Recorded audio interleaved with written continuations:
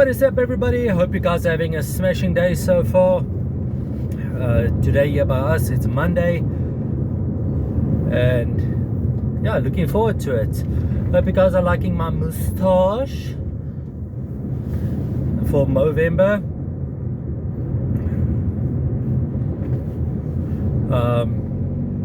As always, I'm doing this while driving. I'm doing this hands-free, and the purpose of this, as always, is to try and simplify some of the stuff that might be a bit overcomplicated when you are looking at health and safety or first aid or medic or anything within sort of that parameter, that framework. Alright, so I've covered quite a bit on previous videos. If you haven't seen the previous videos,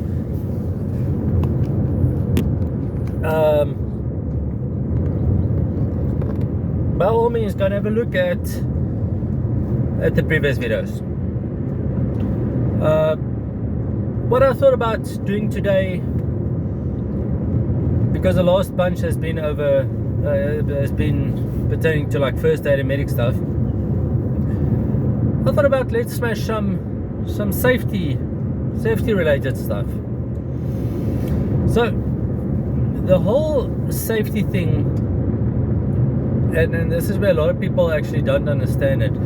So within the South African legislation, the laws in South Africa, any company that's got over X amount of employees needs to subscribe, prescribe, be compliant with to the Occupational Health and Safety Act.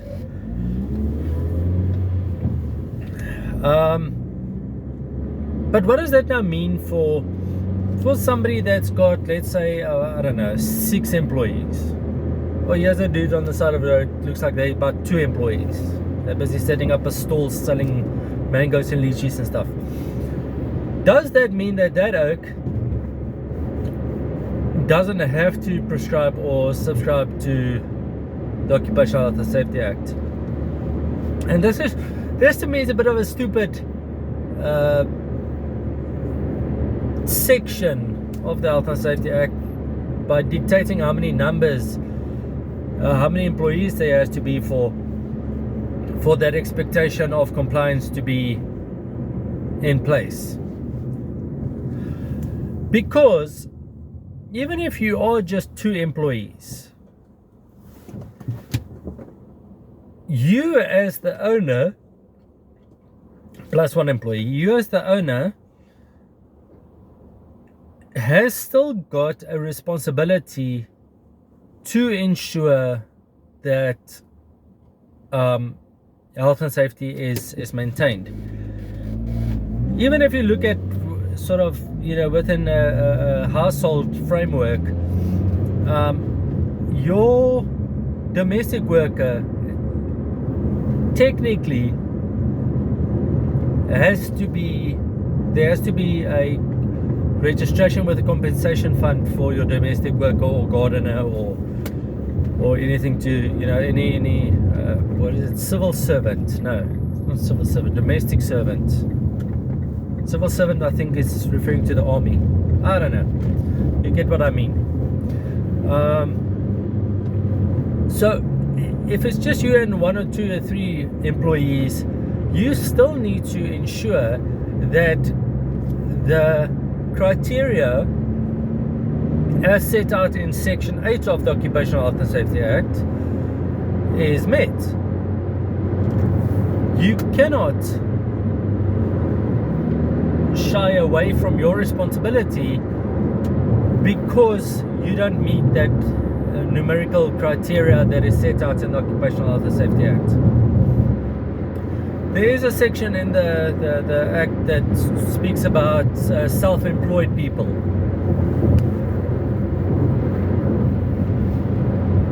That's the problem with not having the beer. I can't hide my yawns.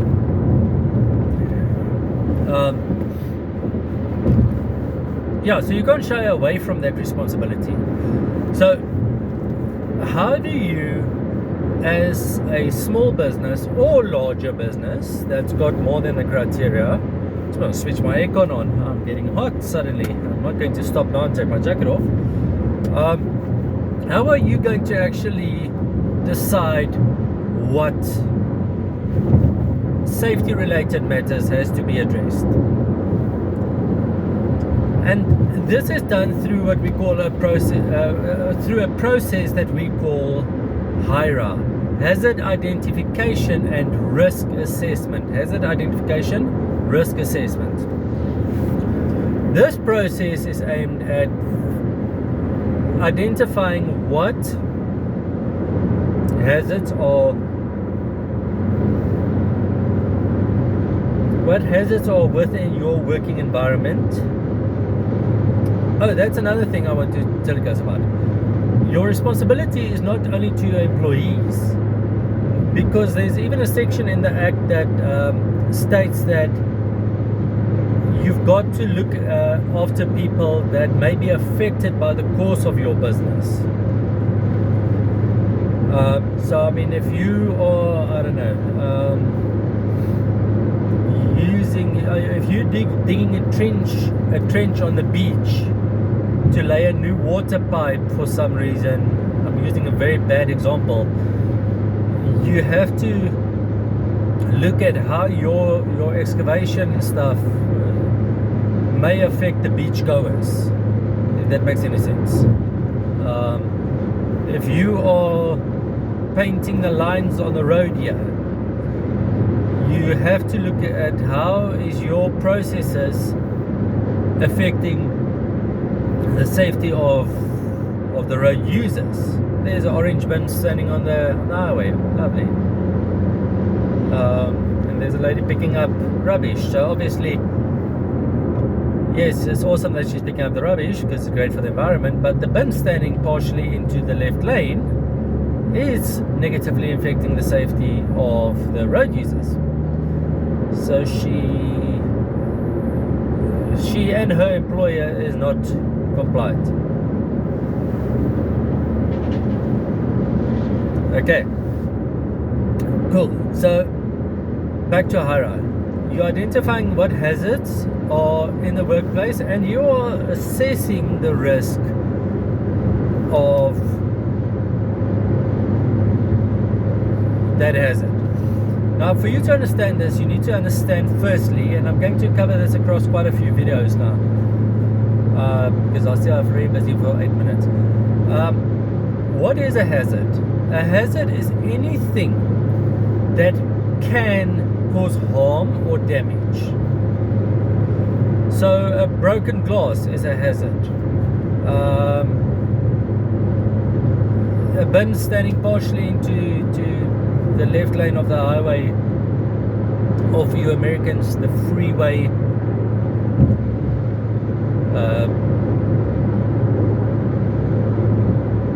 that is a hazard. So anything that can cause harm or damage is a hazard.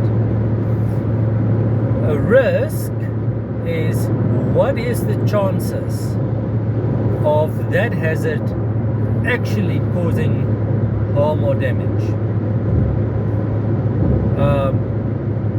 Okay, what can I use this example here?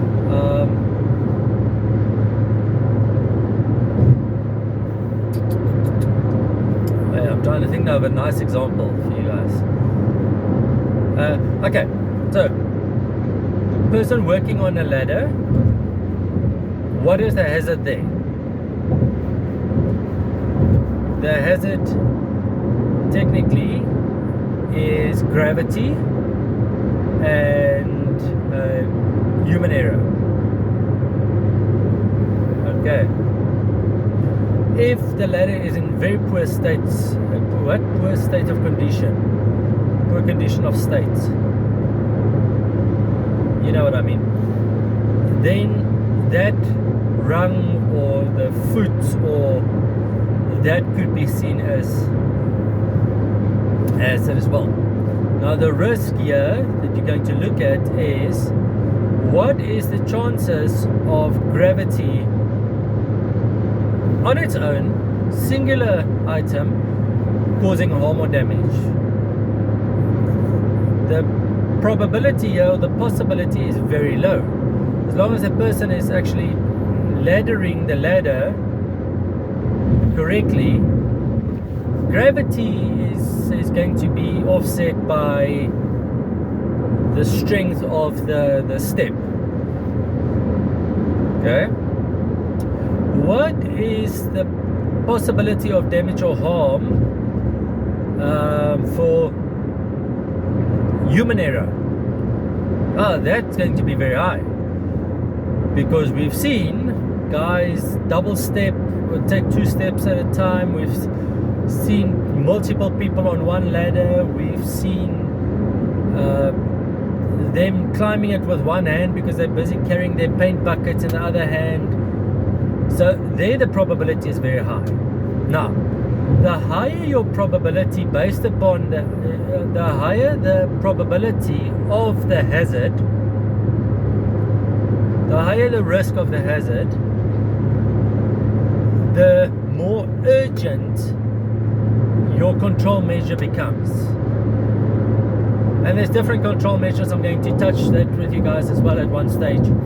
So the higher the chance of that hazard actually causing a harm or damage, the quicker you actually have to look at resolving that hazard.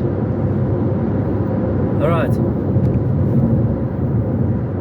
like this bad condition of the road, that is a hazard.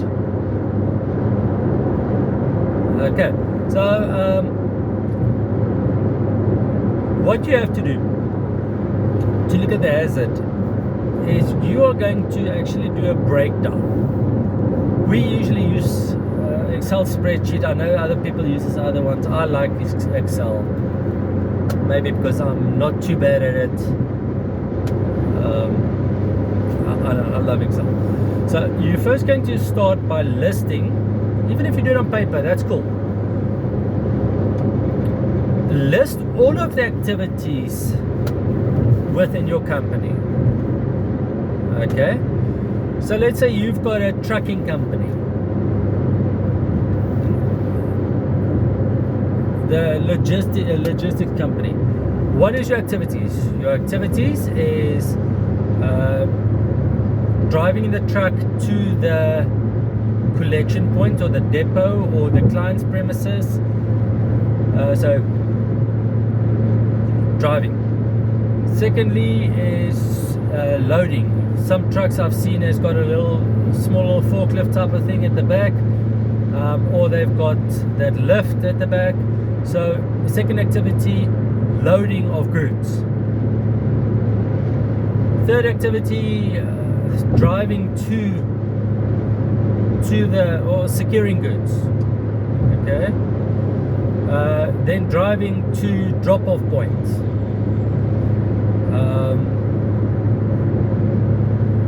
What next? Offloading of goods. Driving back to company headquarters or depot with your empty truck. You've got an admin function because there's paperwork and stuff that has to be done. Checks, checking that the stuff is properly secured. Signing way bills if that's what you guys do.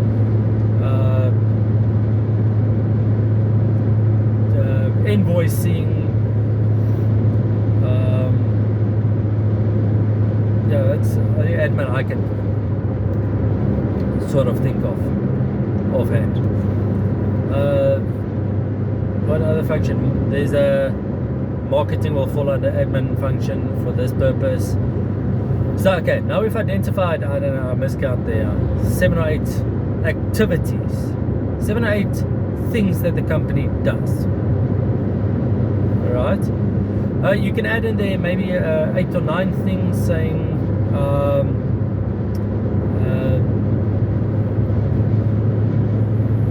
employee welfare, like they've got to take bathroom breaks and they've got to take, maybe catch a shower somewhere or stay in a bed and breakfast or something. So like employee welfare could also be one of the activities. Now for every single activity that you've identified, you're going to have to break it down even further. So your next step is identifying the hazard relating to the activity. So let's look at the first activity we identified: driving to depot or driving to client premises to go and collect your load. Hazards there, as I mentioned just now: poor road conditions, with both a poor vehicle condition,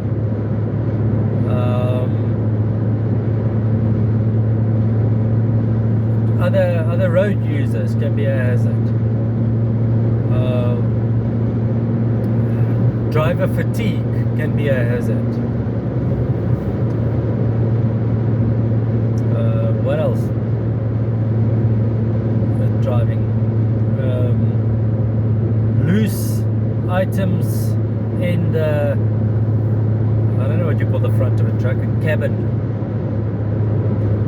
in the cockpit, let's call it. Let's from this point on say a truck's got a cockpit, because just like when a plane's got a cockpit where there's a pilot and they've got goods and passengers in the back, truck has got a cockpit from now on, henceforth, with goods in the back. Alright, so from now on I'm going to call truck drivers pilots, truck pilots. Yeah buddy. Loose items in the cockpit, that is hazards because they can move around and fly around if the brakes are applied too hard or anything to that extent.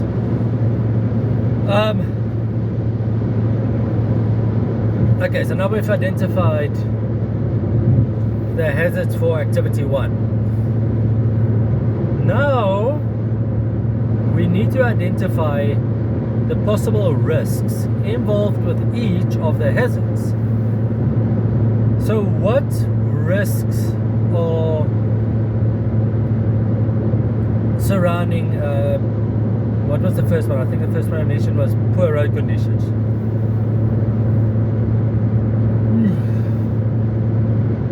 So the risks there, to me, if I think about it a bit, it's damage to vehicle, okay, including your tires.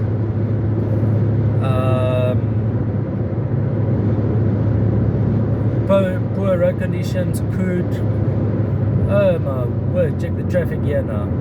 I left later this morning trying to avoid this traffic, and look what's happening. Oh, lovely. Okay, so if you hit a pothole and you do have loose stuff on the inside, that stuff can go flying around.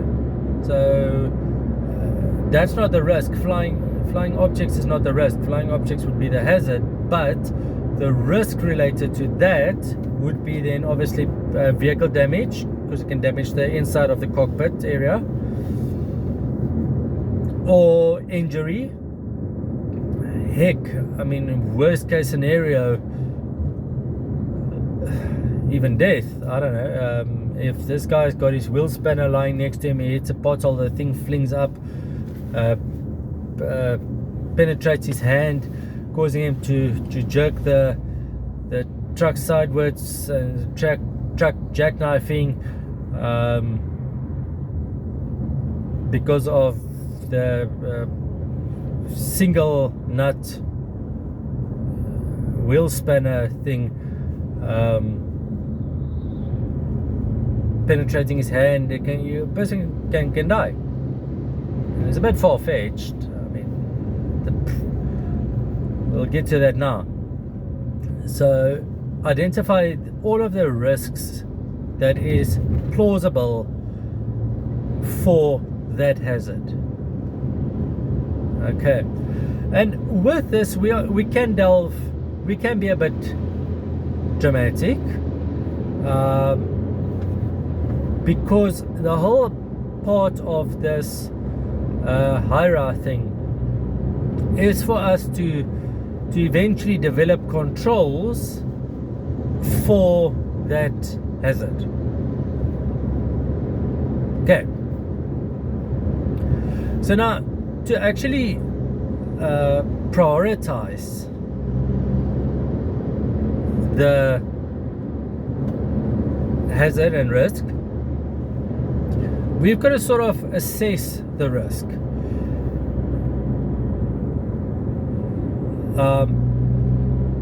And we're going to look at, there's 3 elements that you can look at when prioritizing.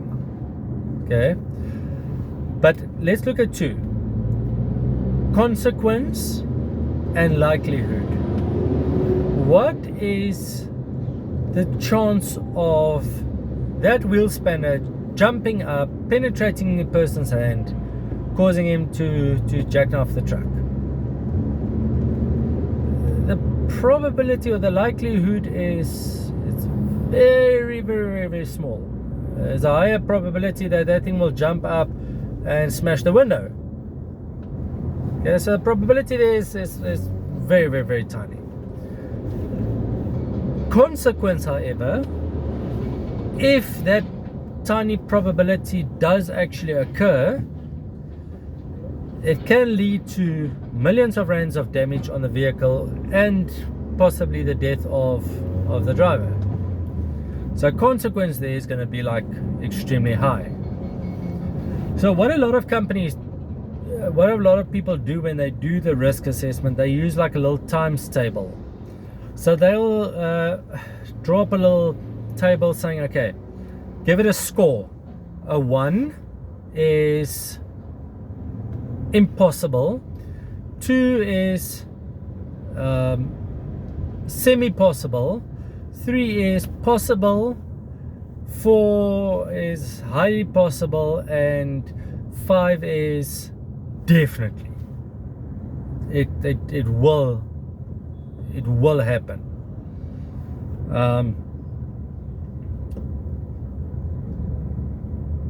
Then what they do is they develop another table for your consequence. Minor injury might get a score of 1. Mild injury or moderate injury, score of 2. Severe injury with, I don't know, labor time lost of 4 days, for instance,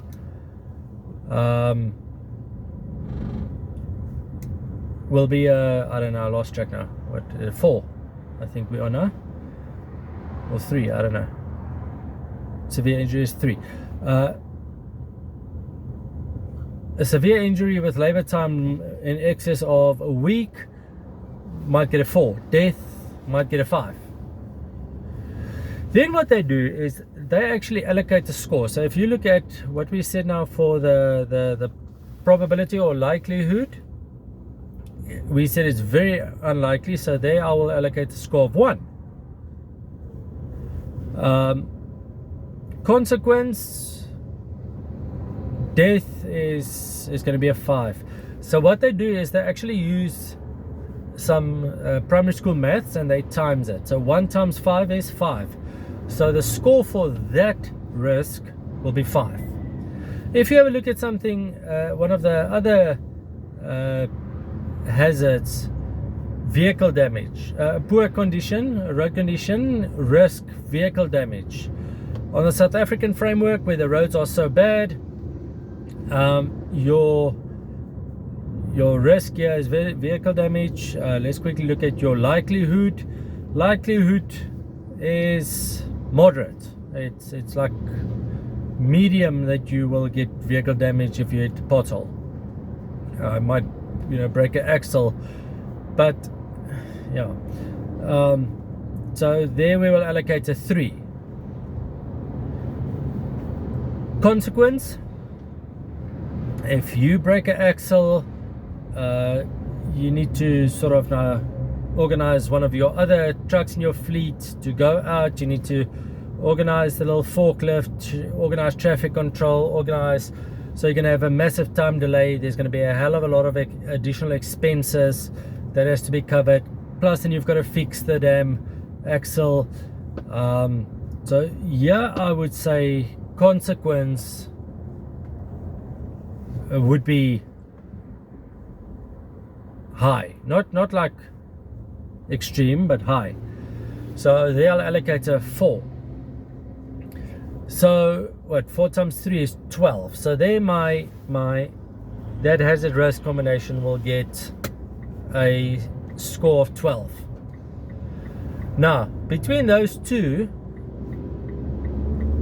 we can identify, because the one with a higher score will get treated first. We prioritize.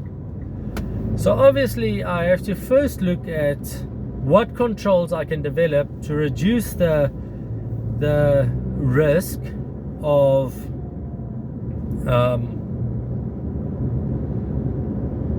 the road damage, the road condition vehicle damage combination, before I look at the flying wheel spanner penetrating the person's hand, if that makes any sense. So yeah, guys, that's just what I wanted to touch on, is a bit of HIRA and sort of which companies are responsible. From my perspective, that I've gone through the legislation, all companies are responsible for health and safety. Let me not change lanes now, let me stick to this lane. So everybody needs to be able to do a HIRA so they can start looking at controls. Controls I will discuss in the next video, in one of the following videos, because there's different controls that one can use to actually reduce your risk rating. Alright guys and girls and everybody else, hope you guys have a fantastic day and hope you have a fantastic week. If you enjoy the content, please like, share and subscribe, hit that bell icon, all of that other YouTubey stuff.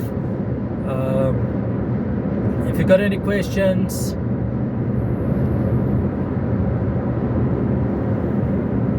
put it in the comments, and then when I feel like it, I will reply to the questions and comments.